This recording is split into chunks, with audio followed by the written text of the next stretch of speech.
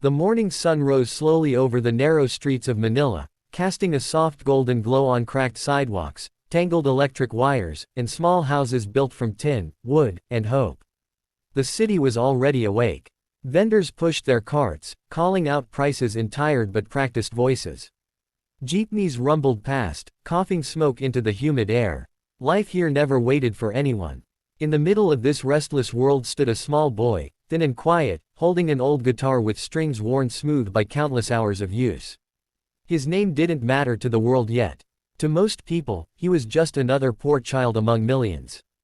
But inside his chest lived a dream far bigger than the streets that raised him. He had learned early that nothing came easy. His family lived in a single-room home where rain slipped through the roof and nights were filled with the sound of dripping water and distant traffic. Some days there was enough food, other days there was only rice and silence. His parents worked endlessly, doing whatever jobs they could find, yet the money never seemed to last. Still, they smiled for him. Still, they told him to keep dreaming. Music entered his life not as a luxury, but as comfort. When the world felt too heavy, he sang. When hunger tightened his stomach, he sang louder. His father found the guitar in a local market, old, scratched, missing its shine, but to the boy, it was treasure. He practiced until his fingers hurt, until calluses formed, until the pain became familiar and welcome. Every song carried a piece of his life, the struggle, the love, the hope. Each morning before school, he stood outside small shops or near busy streets, singing for strangers. Some passed by without looking. Some dropped a few coins without stopping. Occasionally, someone paused, surprised by the power in such a small voice. Those moments fueled him. They told him that maybe, just maybe, he was meant for more than survival. At night, he lay awake listening to the city breathe. He imagined stages brighter than any streetlight, audiences that listened instead of walking away, and a future where his parents no longer worried about tomorrow. He didn't dream of fame for himself. He dreamed of relief for his family. Of pride in his parents' eyes. Of a life where music didn't just keep him alive, but lifted everyone he loved. When he heard about America's Got Talent, it sounded unreal, like a story from another world. A stage where dreams were tested, where voices could reach millions. He watched clips on borrowed phones, his eyes wide as he studied the judges, the lights, the roaring crowds. He wondered what it would feel like to stand there. Would they listen? Would they understand his pain through his song? The journey to that stage was not easy. There were doubts, rejections, long waits, and moments when giving up felt safer than hoping. But every time fear whispered in his ear, music answered louder. He remembered the streets, the nights without sleep, the sacrifices his parents made. Quitting was not an option. On the day of his audition, he stood backstage, gripping his guitar so tightly his knuckles turned white. The room buzzed with nervous energy, contestants warming up, voices shaking, hearts racing. He closed his eyes and took a deep breath. In that moment, he wasn't a contestant. He was the same boy from Manila, singing to survive, singing to dream. As his name was called, he stepped forward. The stage lights were blinding. The audience blurred into a sea of faces. The judges looked at him, curious, unaware of the story carried in his small frame. He introduced himself softly, his accent trembling, his hands shaking just enough to be noticed. Before he sang, there was a pause, a fragile silence. In that stillness lived his entire life. The streets, the hunger, the hope, the love of his family. He lifted his guitar, took one last breath, and prepared to let his heart speak. The moment he stepped fully onto the America's Got Talent stage, the world seemed to slow down. Bright white lights poured down from above, wrapping him in a glow that felt both terrifying and unreal. For a second, he couldn't see the audience, only darkness beyond the lights and the faint outlines of judges seated behind the long desk. His heart pounded so loudly he was sure everyone could hear it. This was the stage he had imagined for so many nights, yet now that he stood there, it felt larger, heavier, and far more real than any dream. He shifted his weight slightly, adjusting the strap of his worn guitar.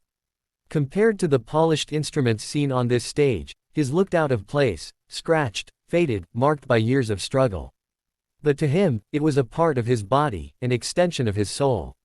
His fingers rested on the strings, trembling just enough to betray his nerves. The judges offered gentle smiles, polite nods. They had seen thousands of performers like him, or so they thought. Simon Cowell leaned back in his chair, arms crossed, expression neutral. Years of experience had taught him to expect anything and be surprised by very little. The other judges watched quietly, waiting. The audience murmured softly, curious but cautious. A young boy from the Philippines, standing alone under the lights, no flashy introduction, no dramatic build-up. Just silence. He introduced himself, voice barely above a whisper at first. He spoke about his family, about singing in the streets, about how music was his way of helping them survive. His words were simple, unpolished, but honest. A few audience members leaned in. Something about him felt real, unrehearsed, unprotected. Then came the question everyone waited for. What will you be singing today? He swallowed hard. For a moment, his eyes flickered downward, as if gathering courage from the floor beneath his feet. Then he looked up and answered. The title meant everything to him. It was a song that carried pain, hope, and prayer all at once. A song that felt like his own life set to music. The room fell quiet. He took a deep breath and began. The first note floated out gently, almost fragile. His voice was soft, careful, as if testing whether it was safe to exist in this enormous space. Some people in the audience shifted in their seats. A few looked unsure. But then, as he reached the next line, something changed. His voice grew steadier, richer, filled with an emotion that couldn't be taught. It wasn't just singing. It was confession. Each lyric carried the weight of nights spent hungry, of mornings filled with uncertainty, of parents working until exhaustion. His voice cracked slightly, not from lack of skill, but from truth. And that crack reached the audience before the melody did. The judges leaned forward. Simon's posture changed. His arms uncrossed. His eyes narrowed, not in criticism, but in focus. He wasn't judging anymore. He was listening. As the song built, the boy forgot where he was. The stage disappeared. The lights faded. There were no judges, no audience, no competition. There was only the song and the life behind it. His fingers moved with instinct, muscle memory guiding every chord. His voice rose, filling the theater, carrying a pain far bigger than his small frame. A woman in the audience wiped her eyes. A man covered his mouth, stunned by the power of such raw emotion. The camera panned across faces frozen in disbelief. Halfway through the song, his confidence grew. The fear that had tightened his chest slowly loosened. He lifted his head higher, letting the sound soar. The notes rang out clear and strong, echoing off the walls, wrapping around everyone in the room.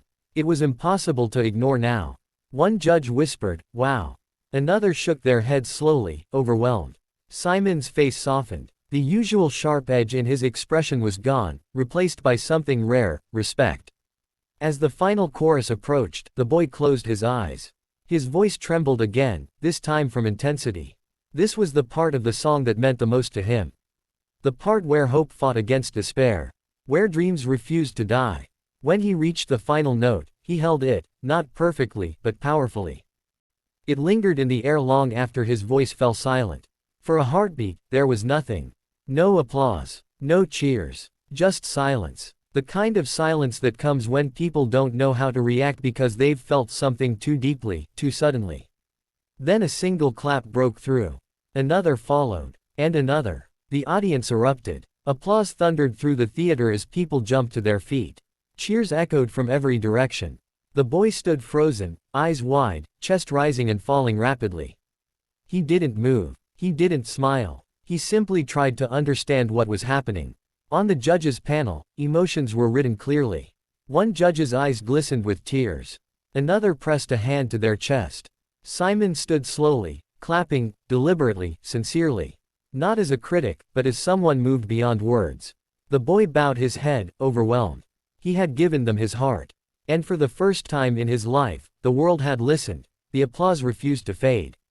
It rolled through the theater like a powerful wave, crashing again and again, growing louder with every second. People were on their feet now. Everywhere the boy looked, he saw standing bodies, clapping hands, faces filled with emotion. Some were smiling through tears, others cheering with voices already hoarse. The sound was overwhelming, almost frightening in its intensity. He stood at the center of it all, frozen, his small hands still gripping the guitar as if letting go might cause the moment to disappear. He had never experienced anything like this. Back home, applause was rare. Sometimes a few coins dropped into his hand. Sometimes a nod. Sometimes nothing at all. But this was different. This was thousands of people rising for him, for his voice, for his story. His chest tightened, breath catching as emotion surged through him all at once. He tried to bow, to say thank you, but his body wouldn't obey. His legs trembled. His eyes burned. On the judges' panel, the reaction was just as powerful. One judge wiped away tears openly, no longer trying to hide the impact of what they had just witnessed. Another shook their head slowly, smiling in disbelief, as if struggling to understand how so much emotion could come from someone so young. The moment felt suspended in time, balanced between what had already happened and what was about to change forever. Then Simon Cowell stood. The crowd grew even louder. Simon didn't rush. He rose slowly, deliberately, clapping with a seriousness that demanded attention. This wasn't polite applause. This wasn't routine approval. This was respect. The kind given only when something real has been felt. His eyes never left the boy on stage. When the applause finally softened enough for voices to be heard, Simon leaned forward, resting his hands on the desk. The room quieted instinctively. Everyone knew this moment mattered. You know, Simon began, his voice calm but heavy with emotion, I've been doing this a long time. I've seen thousands of auditions. He paused, glancing at the audience, then back at the boy. But moments like this, they don't happen very often. The boy listened, barely breathing.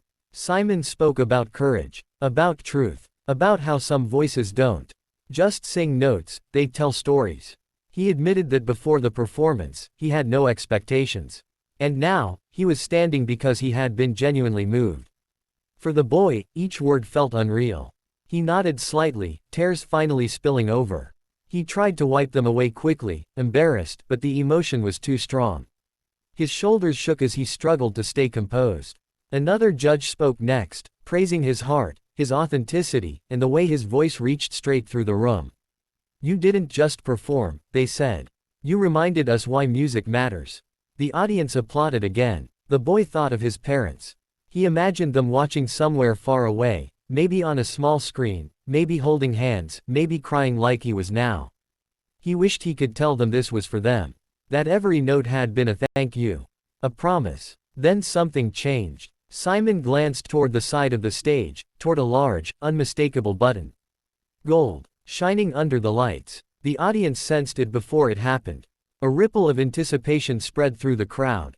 Whispers grew louder. Some people covered their mouths. Others leaned forward, eyes wide. Simon looked back at the boy one last time. This, he said slowly, is exactly why this button exists.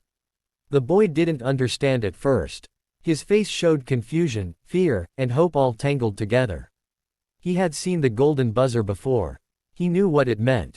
But surely, not for him. Not for a boy from the streets of Manila with an old guitar and a trembling voice.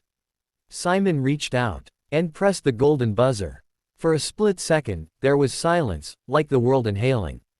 Then everything exploded. A deafening roar filled the theater as golden confetti burst from above, raining down in a dazzling storm of light.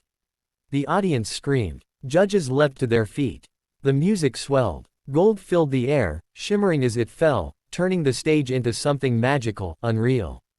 The boy gasped. His hands flew to his mouth as tears streamed freely down his face. His knees buckled, and he collapsed to the floor, overwhelmed, his guitar slipping gently to the side. He sobbed openly now, no longer able to hold anything back. The confetti clung to his hair, his clothes, his skin, covering him in gold, like a crown he never believed he would wear. Judges rushed toward the stage, clapping, cheering, some kneeling beside him to lift him up. One wrapped him in a warm embrace. You deserve this, they whispered. You earned it. The audience continued to chant, to clap, to celebrate. People waved flags, wiped tears, hugged strangers. In that moment, the boy didn't belong to just himself anymore. He belonged to everyone who had ever dreamed against impossible odds. As he stood again, still shaking, still crying, he looked out at the crowd. Through tears and falling gold, he saw faces filled with love, pride, and belief.